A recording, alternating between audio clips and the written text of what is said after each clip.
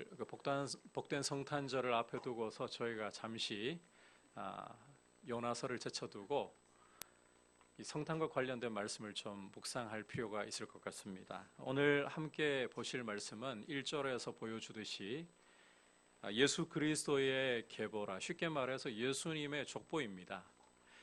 사실 성경을 읽을 때 여러분들 어떠신지 모르겠지만 제 개인적으로는 제일 힘든 곳, 제일 읽기 싫은 곳 찾으라 하면 족보예요. 무슨 이름이 참 익숙하지도 않고 뭐 영희, 철수 이러면 쉬운데 그래도 족보 그러면 왠지 좀 고리타분하게 느껴지고, 혹시 족보 참 중요하신 분들께는 죄송합니다만 고리타분하게 느껴지고, 이게 이름만 많아가지고 뭘 어떻게 하라고 이런 생각이 드는 반에 발음도 어려워요. 참 이 이름이 우리하고 무슨 상관이 있는가 참 의미 없게 느껴지기도 해요. 자, 그런데 유대인들의 경우는 이 족보가 상당히 중요한 하나의 자료였습니다. 어떤 한 사람을 알려고 할 때 그 사람의 인격과 그 사람의 직업을 가장 정확하게 잘 알 수 있는 자료가 무엇이냐? 바로 족보였습니다. 자, 그렇다면 성령의 감동으로 주신 예수님의 족보 역시 바로 예수님에 대해서 어떤 것보다도 중요한 사실을 선명하게 우리에게 보여준다. 이걸 충분히 이제 생각할 수가 있겠죠. 오늘은 이 족보를 통해서 주님이 우리에게 들려주시려고 하는 주님에 대한 아주 참 중요한 메시지 하나를 들으려고 합니다. 자, 우선 1절을 보시면 아브라함과 다윗의 자손 예수 그리스도의 계보라고 설명하는 것을 볼 수 있는데, 자, 이 부분을 헬라어 원문대로 좀 직역을 하면 이렇게 됩니다. 예수 그리스도의 족보라. 그는 다윗의 아들이요 아브라함의 아들이라. 다시 한 번만 말씀드릴게요. 예수 그리스도의 족보라. 그는 다윗의 아들이요 아브라함의 아들이라. 자, 여러분, 우리말 번역과 헬라어 원문 번역 중에 차이점을, 한 가지 중요한 차이점을 좀 여러분께서 눈치채셨습니까? 순서가 차이가 있어요. 우리말 번역에서는 아브라함의 아들, 다윗의 아들, 예수 그리스도라고 소개를 하고 있죠. 그런데 헬라어 원문에서는 아브라함이 먼저가 아닙니다. 다윗의 아들, 예수 그리스도의 족보라. 다윗이 순서상 앞에 오고 있어요. 자, 순서상 앞에 온다는 것은 강조한다는 말이에요. 그래서 이 족보 머리 부분에서부터 마태는 예수님이 다윗의 아들이라는 사실을 강조한다는 겁니다. 다윗에 대한 강조는 여기서 끝나지 않습니다. 6절로 넘어가서 보시면, 자, 6절 전반부에서 이새는 다윗 왕을 낳으니라 라고 말씀을 하고 있죠. 사실 다윗뿐만이 아니라 여러분께서 이 6절 끝부분에서 솔로몬 이름을 보실 텐데, 솔로몬부터 해서 11절 여고냐 여호야긴입니다. 이 사람까지 전부 다윗 집안의 왕들이었어요. 한 사람도 빠짐없이 다 왕들이었어요. 그런데 마태는 이상하게도 다윗에게는 왕이라는 칭호를 주저하지 않고 부여하면서 나머지 아들들에게는 왕이라는 칭호 자체를 아예 부여하지 않습니다. 왜 이렇게 하는 걸까? 자, 쉽게 이야기하자면 다윗을 그만큼 강조한다는 거예요. 이 족보를 읽으면서 다윗을 생각하라는 거예요. 이 족보가 다윗을 강조하는 족보이니까 그렇게 읽으라는 거예요. 자, 뿐만 아니라 이 족보 말미에 이르러서 마태는 다윗을 강조하는 부분에서 아예 쐐기를 박아버립니다. 우리 함께 17절 말씀 다시 한번 한 목소리로 보겠습니다. 시작. 그런즉 모든 대수가 아브라함부터 다윗까지 14대요 다윗부터 바벨론으로 사로잡혀 갈 때까지 14대요 바벨론으로 사로잡혀 간 후부터 그리스도까지 14대더라. 자, 마태는 예수님의 족보를 3등분 해가지고 3등분해 가지고 세대 구분을 하고 있습니다. 아브라함부터 다윗까지, 그리고 다윗부터 바벨론 포로 때까지, 그리고 바벨론 포로 때부터 예수님까지, 이렇게 이 14대씩 3등분 해가지고 족보를 구분을 하고 있어요. 참고로 유대인들에게는 게마트리아라고, 조금 전문적인 용어를 쓰자면 게마트리아라고 그 히브리 알파벳을 숫자로 읽는 습관입니다. 이런 언어적인 습관이 있었습니다. 좀 여러분들 이해를 돕기 위해 영어를 가지고 설명을 해본다면, A는 1, B는 2, C는 3, 이렇게 읽는 것을 게마트리아라고 불러요. 자, 14라는 숫자가 나왔죠. 이 17절에 보면 14대 14라는 숫자를 3번 반복하면서, 성경에서 3은 완전수죠, 그죠? 아주 강력하게 강조하고 있다는 거예요. 그런데 이 14를 자 한번 분해해 보면 이렇게 되는 거예요. 4 더하기 6 더하기 4가 돼요. 이걸 게마트리아를 따라서 히브리 알파벳 순서대로 읽어보면, 이참에 히브리 한번 공부하시죠. 달렛, 그 다음에 와우 또는 바브라고 읽을 수 있고요. 그 다음에 또 달렛. 이거 그 자음을 그냥 발음대로 한번 모아보면 이렇게 됩니다. 다위드 혹은 다비드. 자, 뭔가요? 다윗의 이름이에요. 이 17절에서 마태는 이 게마트리아를 사용해 가지고 다윗이라는 이름을 3번이나 반복하면서 이 족보를 읽을 때에 다윗을 떠올려야 된다. 바꿔 말하면 이 족보의 주인공인 예수 그리스도가 다윗의 아들이라는 사실을 명심해야 되고, 바로 이 사실을 주목해야 된다. 이 사실을 굉장히 강조를 하고 있는 거예요. 자, 마태복음 1장은 무엇을 강조한다고요? 예수 그리스도께서 누구시다? 다윗의 아들이다. 자, 그렇다면 왜 이렇게 다윗의 아들됨을, 예수님이 다윗의 아들됨을 마태가 강조하려고 하는 것인가? 자, 그럴 만한 이유가 있어요. 이것은 구약부터 해가지고 신약까지 관통하는 굉장히 중요한 약속과 관련이 되어 있습니다. 소위 다윗 언약이라고 부르는 약속입니다. 여러분께서 사무엘하 7장과 역대상 17장을 읽어보시면 이 다윗 언약에 대해서 읽으실 수가 있습니다. 하나님께서 사방의 원수들을 다 물리쳐 주시고 다윗으로 하여금 왕궁에 평안히 거하게 하실 때였습니다. 어느 날 다윗 마음에 너무 주님께 황송한 생각이 드는 겁니다.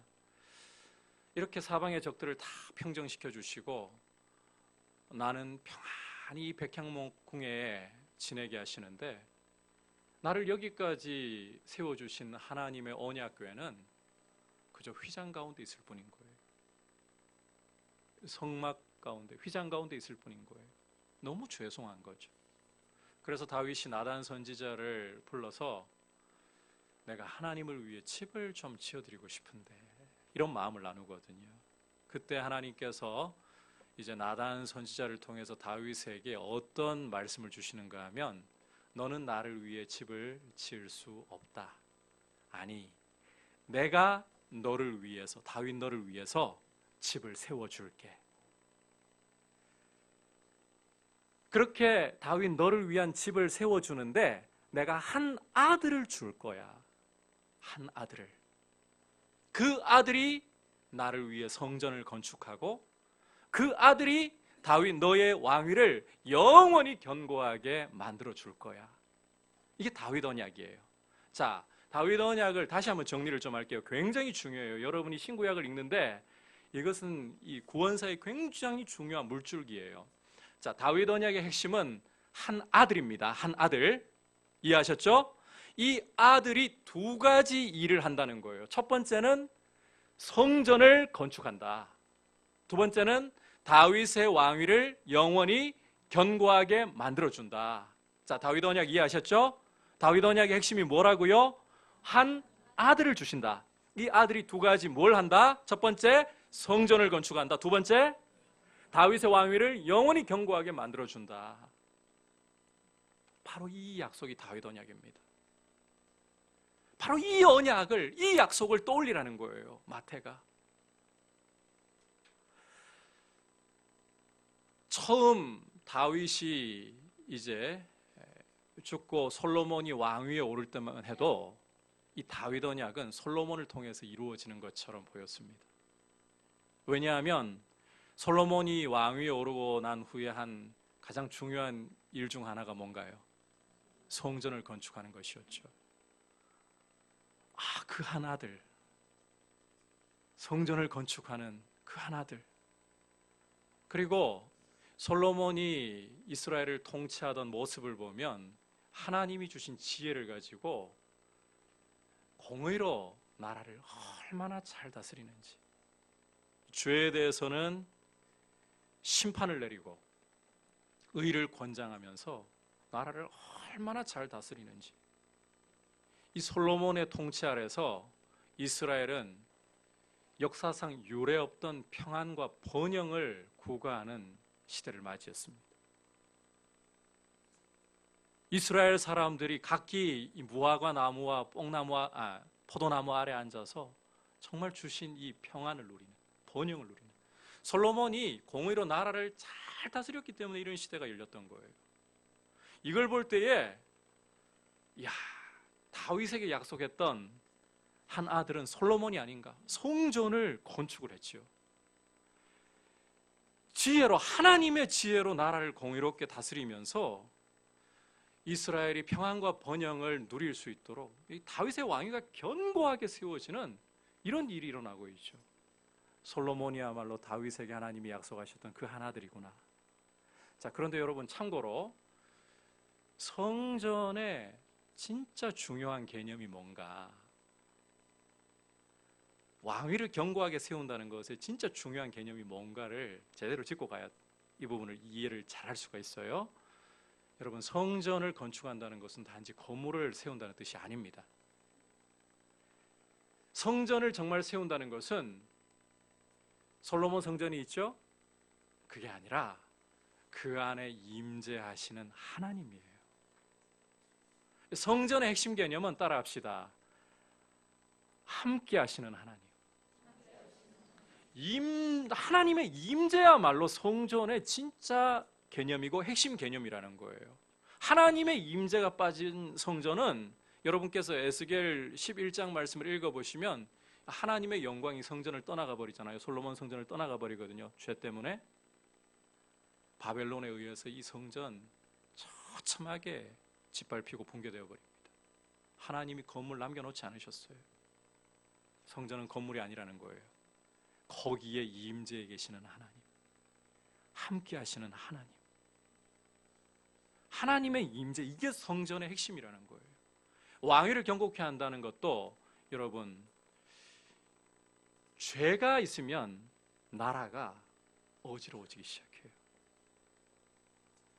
불법이 판을 치고 불의가 판을 치게 되면 나라는 혼돈에 빠지기 시작하고 왕위는 흔들리기 시작합니다.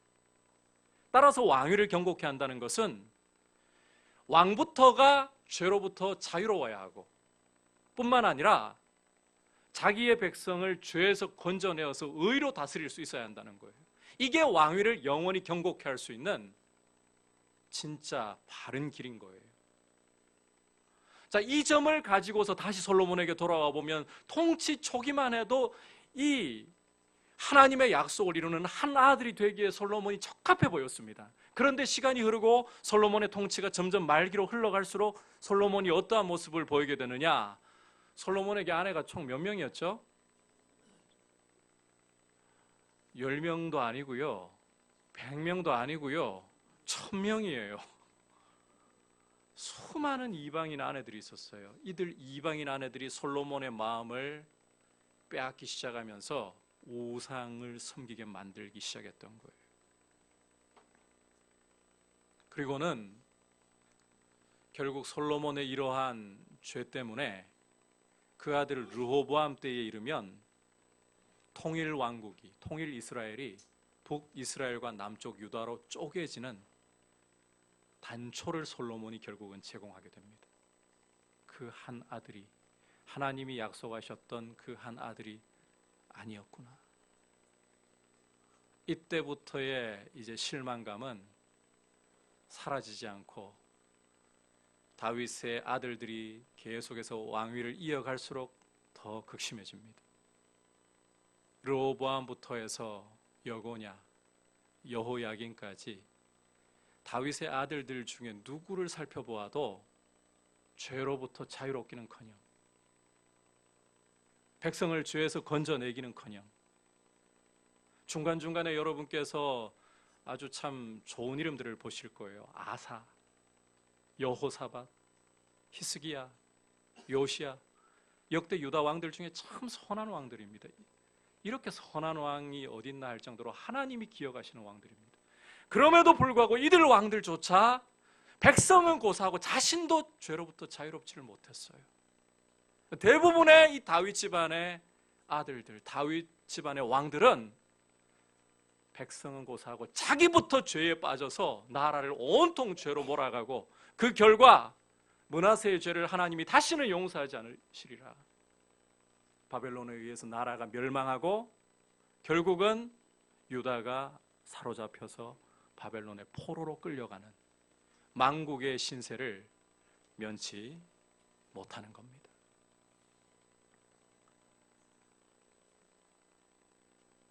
여기에 굉장히 심각한 문제가 하나 발생해요. 포로로 끌려가서, 나라가 망하고 포로로 끌려가서 이제 포로살이를 하게 된다. 다윗 집안의 왕이 어떻게 되는 건가요? 존재할 수가 없어지는 거예요. 하나님이 한 아들을 약속하셨는데 그 아들은 하나님을 위한 성전을 건축할 뿐만 아니라 왕으로서 백성들을 죄로부터 건져내야 되고 의로서 나라를 견고하게 세워야 되는데 이제는 포로로 끌려가면서 왕이 사라집니다. 다윗 집안의 왕이 사라져요. 하나님의 약속 도대체 어떻게 되는 거지? 한 아들을 주신다고 약속했는데 그 아들이 다윗의 왕위를 영원히 경고케 하고 하나님의 백성 이스라엘을 의로서 다스리며 평안과 번영을 열어주어야 하는 건데 다윗 집안은 왕이 몰락해 버렸습니다. 왕이 사라져 버렸습니다. 포로로 끌려가면서 어디까지 전락하느냐? 여러분이 이 족보의 16절 보시면 이제 예수님의 육신의 부친이 누구이죠? 요셉이죠. 요셉에 이르면 왕에 대한 기대는 사라진 지가 오래이고 이 요셉이 어느 수준까지 전락을 해 있을까요? 갈릴리의 가난한 목수로 전락해 있는 거예요.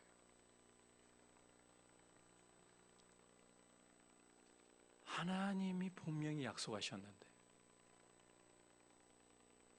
하나님이 한 아들을 약속하셨는데 그 아들이 오면 하나님을 위한 성전을, 거룩한 성전을 세우고 하나님의 임재를 영광스럽게 모시게 되고 그 한 아들이 오면 자신도 죄가 없고 백성들을 죄로부터 건져서 완전한 의로 나라를 다스리고 진정한 하늘의 평안과 번영을 가져다 줄 텐데 왕이 사라졌어요.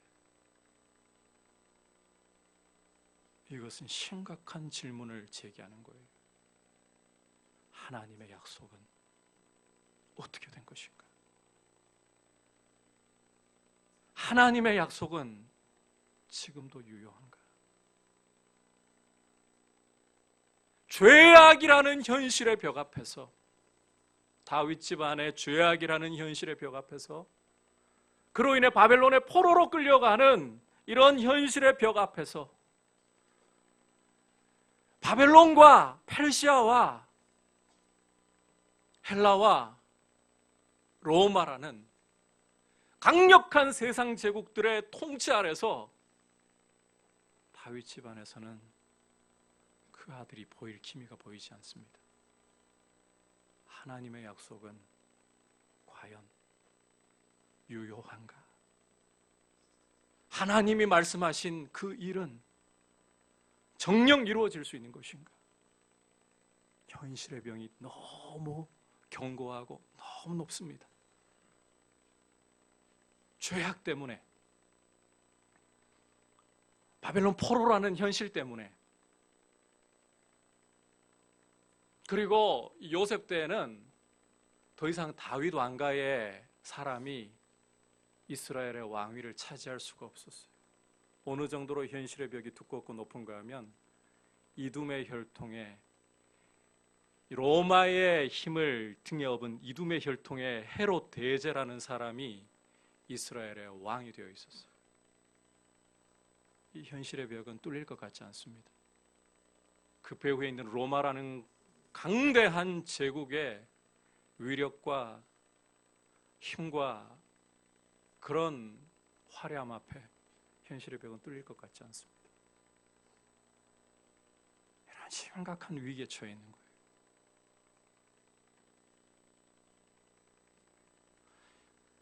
여러분, 이것은 단지 이스라엘의 하나님의 약속을 기다리는 사람들만의 고민이 아닙니다. 우리에게도 동일합니다. 우리는 이 세상 가운데 그리스도인으로 살아가고 있습니다. 하나님의 말씀을 붙들고 그 말씀의 길로 걸어가는 것이 하나님의 백성의 도리입니다. 그런데 하나님의 말씀은 너무 현실과는 거리가 멀어 보입니다. 하나님의 말씀이 과연 그 약속한 대로 이루어질 수 있을 것인가? 눈앞에 보이는 우리의 현실은 말씀은 멀고 힘과 권력은 눈앞에 더욱 가까이 와 있고 돈에 대한 필요는 더욱더 가까이 와 있습니다. 성도는 그 사이에 서 있습니다. 우리는 그 사이에 서 있습니다. 이런 상황 앞에 우리도 늘 기로에 섭니다. 말씀을 따라 인내하며 그럼에도 불구하고 말씀의 길로 가려고 할 것인가? 높은 현실의 벽을 절감하면서 하나님의 말씀은 너무 머니까, 정말 이루어지는 건지 결과가 안 보이니까 힘을, 이 현실의 벽을 깨버릴 수 있을, 찍어 눌러버릴 수 있을 그런 힘을 쥐고 싶고 돈을 쥐고 싶고 그 기로에 서 있는 거예요. 여러분 어떻습니까? 성탄, 그러니까 굉장히 즐거운 주제를 가지고 이야기할 줄 알았죠. 여러분, 이게 성탄의 배경이었어요. 여러분, 성경이 하나님의 말씀이잖아요. 성경이 유일한 진리이잖아요. 여러분, 이거 믿으십니까? 그러면 정말 우리는 무엇을 따라 살아가야 될까요? 말씀 따라 살아야죠. 그런데 우리는 예배당 문을 나설 때부터 시작해서 현실의 벽을 마주합니다. 예배 드릴 때는, 은혜 받을 때는 현실이 보이기보다 하나님이 보이고 말씀이 보였어요. 그런데 예배당 문을 나서는 순간부터 우리에게 다가오는 현실, 건강이 무너져 있어요. 돈이 없어요. 나를 억울하게 짓누르는 사람의 힘은 어떻게 해도 도저히 내가 이길 수 없을 것 같아요. 그럴 때 여러분 무엇을 붙들려고 합니까? 여러분의 안전한 바위, 요새, 피난처는 무엇이었습니까? 우리는 이 기로 앞에 서 있는 거예요. 오늘 이 족보는 바로 이 질문을 우리에게 던지고 있는 거예요. 하나님의 약속이 여전히 유효한가? 이런 상황 속에서 너희의 선택은 어떻게 갈 것이냐? 이 상황 속에서 마태는 중요한 이야기를 하기 시작합니다. 여러분 이제 다시 1절로 한번 돌아와 보시길 바랍니다. 마태는 오늘 말씀의 족보가 예수님의 것이고 이 족보의 주인공인 예수님이 누구시라고요? 이 굉장히 중요한 이야기예요. 누구시라고요? 다윗의 아들이라고 선언을 하고 있습니다. 다윗을 지금 족보의 첫머리부터 다윗이라는 이름의 왕이라는 칭호를 유독 혼자만 부여하면서, 혼자만 누리도록 부여하면서, 그리고 족보의 말미에 다윗이라는 이름을 세 차례나 강조하면서 예수 그리스도는 다윗의 아들이다. 하나님이 오래전 다윗에게 약속하셨던 그 한 아들, 그 아들이 이제 오셨다. 지금 우리의 현실은 바벨론 포로와 페르시아의 식민 지배와 헬라의 식민 지배를 거쳐서 격동의 세월을 거쳐서 또 로마의 지배 아래서 여전히 고통스럽고 하나님의 약속은 보이지 않는다. 그런데 하나님의 약속은 무너지지 않았다. 그 약속의 성취 바로 예수 그리스도이시다. 그가 다윗의 아들이시다. 마태는 이걸 외치고 있는 거예요. 여러분, 믿음이라는 건요, 믿음이라는 건 절대로 그냥 내가 믿습니다, 내 확신이 아니에요. 우리의 믿음은 증거에 기초해야 되는 거예요. 증거에. 그렇다면 예수님이 정말 이 다윗의 아들이신가? 하나님이 약속했던 그 아들의 합당한 분이신가? 팩트 체크를 해야 되는 거예요. 자, 팩트 체크를 하려면 두 가지가 확실해야 되는 거예요. 첫 번째, 뭐가 확실해야 됩니까? 성전을 건축해야 되는 거예요. 그냥 건물이 아니라 하나님의 임재를 모시고 있는 성전. 거기에 하나님이 임재해 계시는가? 두 번째는 다윗의 왕위를 영원히 견고하게 할 수 있어야 돼요. 다시 말해서 자신도 죄로부터 자유로워야 되고 당신이 다스릴 백성도 죄에서 건져낼 수 있어야 되는 거예요. 이제 팩트 체크를 해볼게요. 먼저 여러분 1장 20절 21절 말씀 함께, 앞에 말씀 뜨고 있죠? 읽어보겠습니다. 시작. 이 일을 생각할 때에 주의 사자가 현몽하여 이르되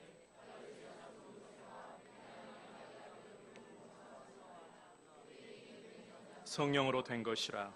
아들을 낳으리니 이름을 예수라 하라. 이는 그가 자기 백성을 그들의 죄에서 구원할 자이심이라 하니라. 자, 이 말씀은 예수님의 탄생 기사를 보여주는데, 마리아가 임신을 하고 난 후에 요셉이 굉장히 고민에 빠졌어요. 약혼하면 이스라엘에서는 법적으로 부부가 됩니다. 그런데 결혼과 다른 점은 이 합방하지 않았다는 거예요. 아직까지 이 부부가 동침하지 않았다는 거예요. 그러면 상식적으로 아이를 가지면 됩니까? 안 됩니까? 안 되잖아요. 그런데 아이를 가졌대요. 요셉이 상식적으로 뭐라 생각하겠어요? 딴 놈하고는 바람 피웠나? 그게 정상이잖아요. 그래서 이 의로운 사람이다 보니까 마리아에게 수치를 주지 않으려고, 잘못하면 돌에 맞아 죽잖아요. 조용히 끊으려고 생각할 때에 천사가 꿈에 나타나서 지시하는 거예요. 마리아의 태중에 있는 아기의 정체를 보여주는 거예요. 이 아기는 남자의 더러운 죄인의 혈통을 따라 잉태된 것이 아니라 누구로 말미암아서? 성령으로. 부정한 죄인의 혈통이 아니에요. 성령으로 잉태되신 분이시다. 다시 말해서 예수 그리스도는 죄가 없는 분이라는 거예요. 천사의 말은 여기서 그치지 않습니다. 아들을 낳으리니 이름을 예수라 하라. 자, 예수라는 이름 뜻이 뭐라고요? 간단히 이야기하면 구원자예요. 그런데 그냥 구원자가 아니라 자기의 백성을 죄에서 건져낼 구원자, 왕이시다. 드디어 왕이 오신 거예요. 자기도 죄가 없고 자기의 백성을 죄에서 건져낼 왕이 왔다는 거예요. 이분이 왕이라는 것을 놀랍게도 이방인들이 외치고 있습니다. 우리 잠시 건너가서 마태복음 2장 2절에서 동방에서 온 박사들이 예수님의 탄생을 가리켜 뭐라고 외치는지 함께 귀를 기울여 볼까요? 시작. 유대인의 왕으로 나신 이가 어디 계시냐? 우리가 동방에서 그의 별을 보고 그에게 경배하러 왔노라. 이방인 박사들입니다. 메소포타미아 지역에서 점성술을 하면서 하늘을 연구하던 이들입니다. 이들이 뭐라고 외치는가 하면 왕의 별을 보았다는 거예요. 그 별을 따라왔더니 유대 땅이에요. 유대인의 왕이 나셨구나. 이렇게 천사와 이방인 박사들의 증언을 통해 예수 그리스도는 왕이시며 그는 죄가 없는 자기의 백성을 죄로부터 건져낼 구원자, 왕이시라는 거예요. 다윗의 왕위를 다윗의 집안에서 오셨잖아요. 요셉의 육신의 아들이 되시잖아요. 드디어 다윗의 왕위를 세울 아들이 왔다. 죄에서 자유로우신 분일 뿐만 아니라 자기 백성도 죄에서 건져낼 왕이 왔다. 예수 그리스도. 이에 더해서 마태가 또 한 가지 사실을 예수님에 대해서 중요하게 이야기합니다. 우리 함께 이제 22절, 23절 말씀 읽어보겠습니다. 시작.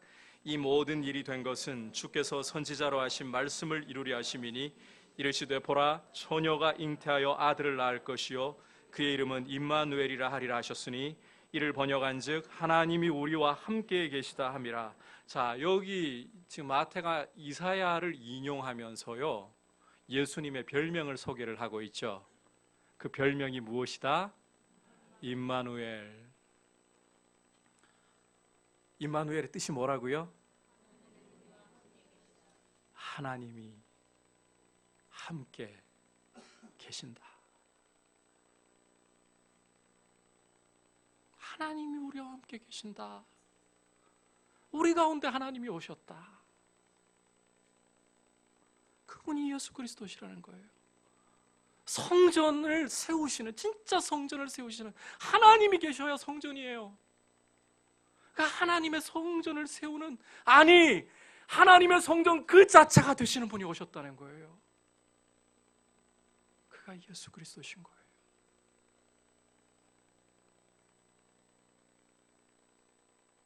마침내 한 아들이 오셨다. 하나님의 약속이 과연 유효한가? 좌절과 회의 속에서 하나님의 약속을 기대할 수 없다고 생각하느냐? 아니, 마침내 아들이 오셨다. 그가 예수 그리스도, 다윗의 아들이시다. 여러분, 마태는 이것을 통해서 하나님의 약속은 결코 실패하지 않는다. 온갖 죄악과 불의 때문에 하나님의 약속이 좌절되어 버리는 것 같은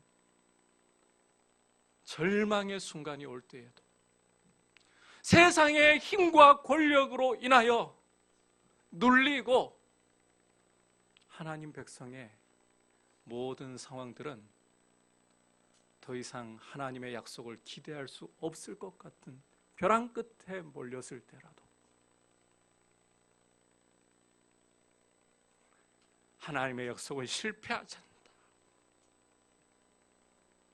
하나님의 약속은 이루어지고야만 한다. 하나님의 약속은 이루어지고야만 한다. 이게 메시지라는 거예요. 여러분, 우리는 현실과 약속의 사이에 서 있습니다. 현실의 벽은 참 높아 보입니다. 하나님의 말씀은 너무 멀어 보이고 현실의 벽은 너무 높아 보입니다. 돈이 있어야 떵떵거릴 수 있고,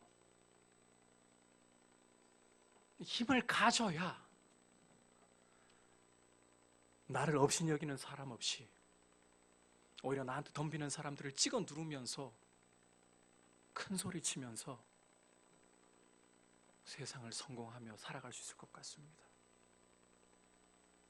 이런 상황 속에서, 이런 현실의 벽 속에서 우리에게 밀려오는 유혹은 돈을 가지고 싶어요. 힘을 가지고 싶어요. 내 앞을 가로막는 벽을 찍어 눌러버리고 밟고 올라설 수 있는, 아니 완전히 뭉개버릴 수 있는 그런 능력을 갖고 싶어요. 오히려 하나님 말씀 초라해 보입니다. 현실 앞에 말씀이 뭐가 이루어졌는데, 하나님 약속이 뭐가 이루어졌는데,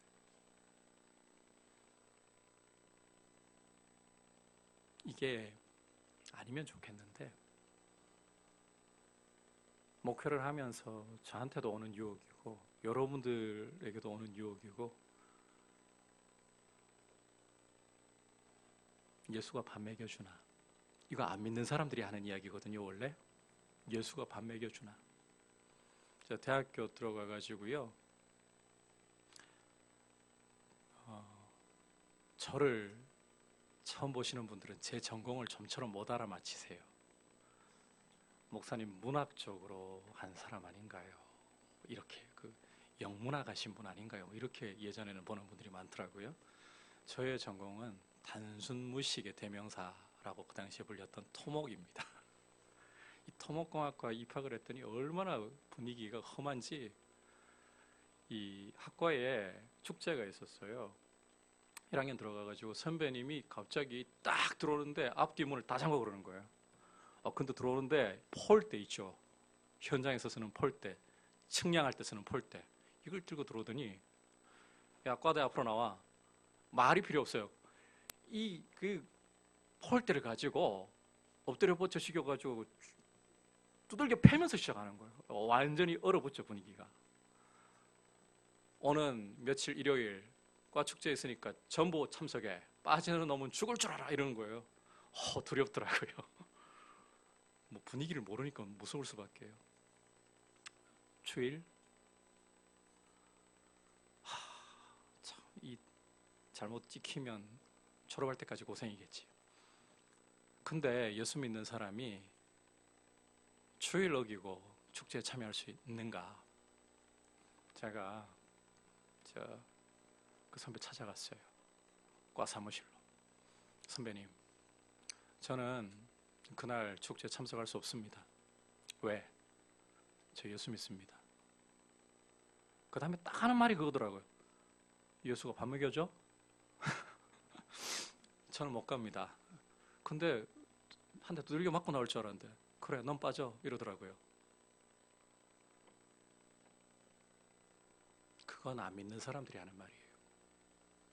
그런데 우리가 이론으로는 예수가 밥 먹여줘? 이건 우리가 쓸 말이 아니지. 이론으로는 생각하는데 우리 안에 불안함이 있어요. 진짜 예수가 밥 먹여줘? 힘이 필요할 때 진짜 예수가 나의 힘이 되어주는 거야? 나 인생이 지금 심각한 문제에 빠졌고 내 인생이 좌초될 위기에 놓였어. 정말 예수는 나의 피난처인 거야? 현실의 벽입니다. 우리는 이 벽과 하나님의 약속 사이에 서 있습니다. 이 사이에 서 있는 우리에게 오늘 마태는 아무리 불의가 판을 쳐도, 아무리 힘과 권력이 승승장구하는 것 같아도, 아무리 죄로 인해 실패가 만연한 것 같아도 하나님의 말씀은 좌초되지 않는다. 하나님의 약속은 실패하지 않는다. 하나님의 약속은 역사 가운데 유유히 흐르면서 하나님의 때가 되었을 때에 반드시 이루어지고 만다. 하나님의 약속의 승리를 보여주고 있는 거예요. 절망 속에 승리를 보여주고 있는 거예요. 오히려 이 모든 죄악과 모든 불의와 모든 높은 현실의 벽이 결국은 하나님의 뜻을 이루기 위해 봉사하고 있다는 것을 보여줄 뿐인 거예요. 여러분, 요한복음을 공부하면서 보셨죠? 죽은 지 나흘이나 되는 나사로가 시체가 썩어가서 냄새가 나고 있을 때에 예수님이 죽은 나사로를 살리셨습니다. 그러니까 사람들이 예수님을 더 믿기 시작합니다. 유대인 공회가 난리가 났어요. 이러다가 사람들이 다 예수라는 저자를 따르게 되면 로마인들이 우리를 가만두지 않을 텐데, 민중봉기가 일어난다면 로마인들이 우리를 가만두지 않고 우리가 지금까지 쌓아나왔던 이 권력, 이 재물 다 날아가 버릴 텐데, 이때 그 해의 대제사장인 가야바가 이런 말을 해요. 별 소리를 다 한다. 약간 각색해서 이야기 드립니다. 여러분 이해하기 쉽도록, 한 사람만 죽으면 끝날 것을, 우리 민족이 평안할 것을. 무슨 이야기인가 하면 예수님 한 사람만 희생시키면 다 평안해진다는 거예요. 그런데 요한이 어떤 해설을 달고 있느냐, 이것은 가야바가 그 해의 대제사장으로 어떻게 예수께서 십자가에 죽으시고 자기의 백성을 모으실 것을 예언함이라. 악이 아무리 창궐해도, 악인이 아무리 자기의 소리를 거세게내도 이것은 결국 하나님의 뜻을 이루는데 봉사할 뿐이라는 거예요. 하나님은 지혜로우시고 전능하신 분이십니다. 하나님은 또한 선하신 분이십니다. 하나님은 여러분을 사랑하십니다. 독생자를 아끼지 않고 주셨습니다. 그 하나님이 어떠한 상황 속에서도 여러분에게 선한 답을 주시는 줄 믿습니다. 그리고 하나님의 약속이 우리에게 있어요. 하나님의 말씀이 바로 그 선한 답이에요. 약속을 붙들고 현실의 벽에 주눅들지 말고 하나님의 말씀과 함께 인내로 한 걸음 한 걸음 걸어서 하나님의 말씀의 승리를 보시기를 축복합니다. 이런 그리스도인이 세상이 감당을 못합니다. 여러분, 그런 분들 되시기를 주님의 이름으로 축복합니다. 오래전 다윗에게 주셨던 약속대로 인간의 온갖 죄와 불의에도 불구하고 이 바벨론의 포로로 끌려가서 왕에 대한 소망이 다 사라졌음에도 불구하고 예수 그리스도를 통해 하나님의 약속이 예가 된다는 사실을 보았습니다. 예수 그리스도는 하나님의 약속이고 하나님의 모든 약속의 성취인 줄 믿습니다. 예수 안에서 한번 따라합시다. 하나님의 모든 약속은 예수 안에서 예가 됩니다. 하나님이 약속하신 모든 것은, 성경에 있는 이 모든 약속들은 여러분 이게 문자가 아닙니다. 살아있는 하나님 말씀입니다. 예수 그리스도 안에서 다 예가 되고 반드시 이루어지는 줄 믿습니다. 이 사실을 견고하게 붙들고 그리스도 안에서 믿음으로 인내로 말씀의 길로 행하기를 힘쓰시기를 축복합니다. 같이 이제 말씀을 생각하면서 찬송가 105장 올려드리겠습니다.